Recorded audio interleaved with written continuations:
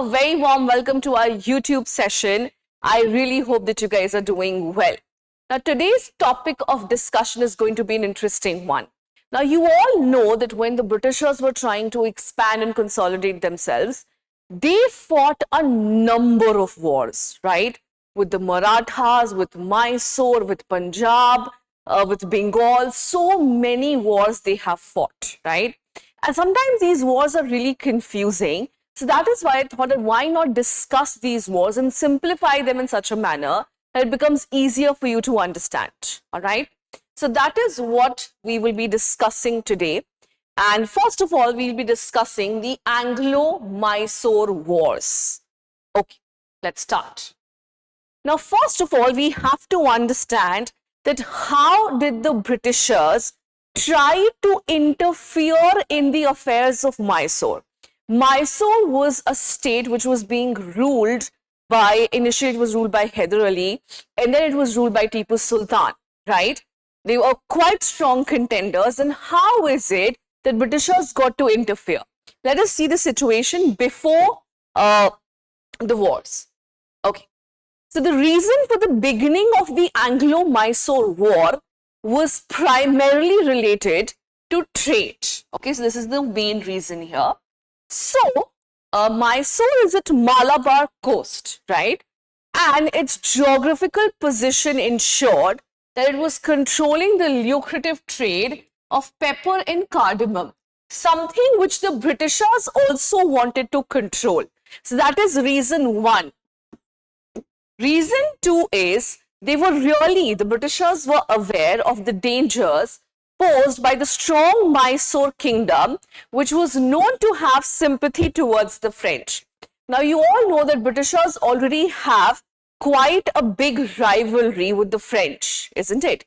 So, basically, what is happening here is that Mysore, Tipu Sultan, was really favorable, Hyder Ali was really favorable towards the French, and this is something that the Britishers did not want. They were scared of it. So these were the conditions that basically paved the path for interference of the English East India Company. So this is another reason.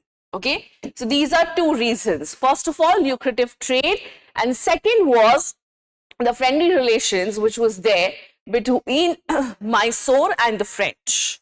Okay, let's talk about the wars. So here we have four wars: first, second, third, and fourth.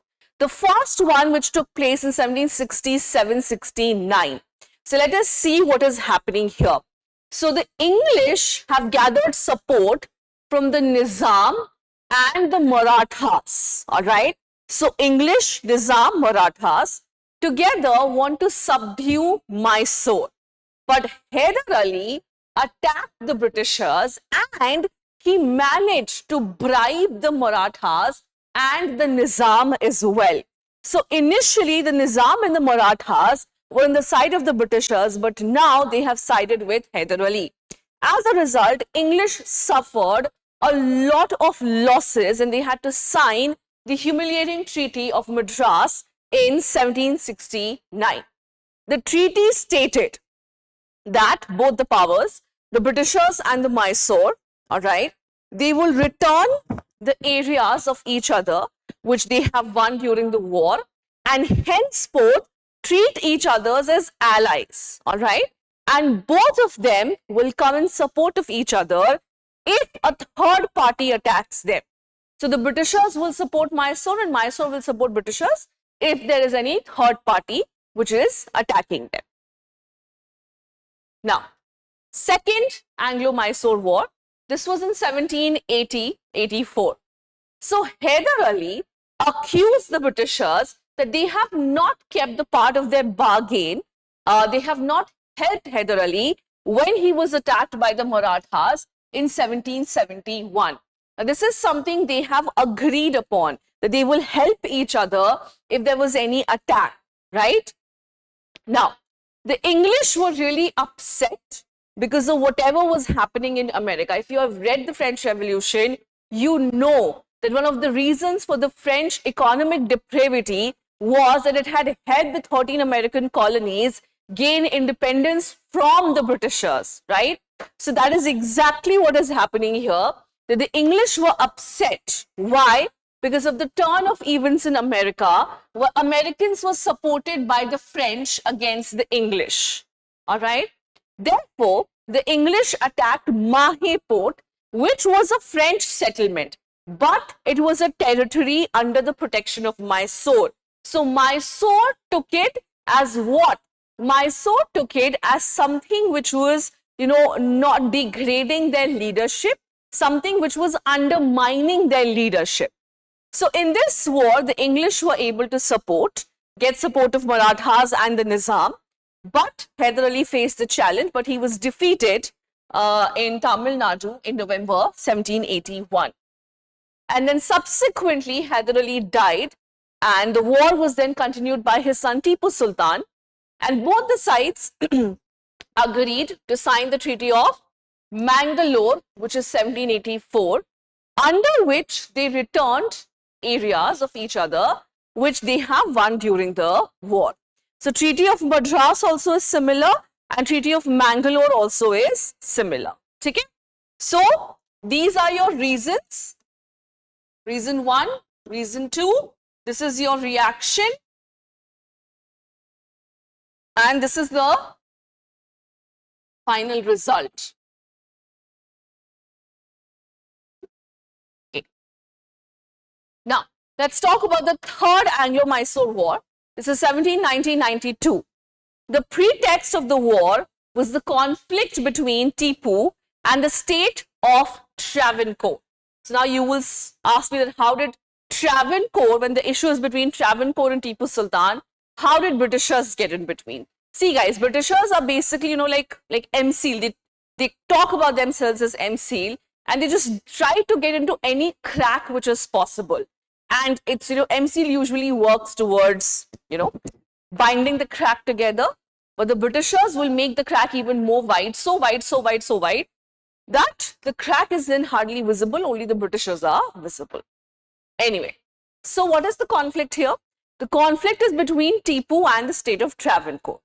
So Travancore has purchased Jalkotal and Kannanur in Cochin, which was sold by Dutch. What is the problem then? The problem is that Travancore could not have done this because Travancore wasn't a feudatory of Tipu Sultan. Okay? It was what? Because it was a feudatory. Okay? So Tipu Sultan considered this as a violation of his authority because Cochin was his feudatory. So Cochin, they could not have bought Jalkotal and Kannanur in the Cochin state. Okay? Now Cochin state could not have sold this, or Travancore could not have bought it without Tipu's permission because Cochin was the feudatory. Subsequently, in April 1780, Tipu led an assault on Travancore.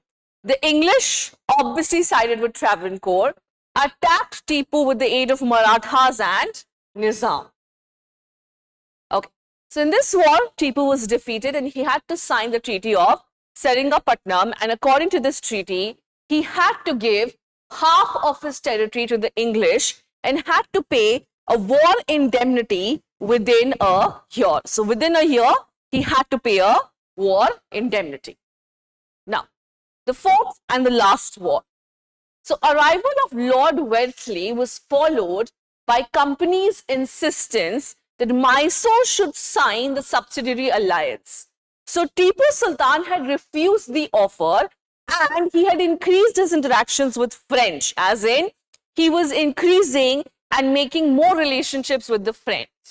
So he welcomed the group of French soldiers, became a member of the Jacobin Club himself, called himself Citizen Tipu, and planted a tree of liberty at Seringamapatnam. Now, this is something that the Britishers are not going to like. Why? Why aren't they going to like this? Because obviously, this means that the Britishers will be the first ones to go away. If we learn the basics of liberty, equality, and fraternity, Britishers will be the first one who will be, shooed out. So they did not want this. So this further enraged the Britishers, who accused Tipu that he was trying to forge a conspiracy against them. Okay, what is he doing? He is forging a conspiracy against the Britishers. So the English declared war on him along with Marathas and Nizam. Tipu's army was outnumbered and he died while he was trying to protect Seringapatam. Okay, so this is exactly what has happened in the Fourth War. All right, so these were the 4 wars, the Anglo-Mysore War. I hope the nitty-gritties are clear. Please remember that you should remember the date of the war, the participants,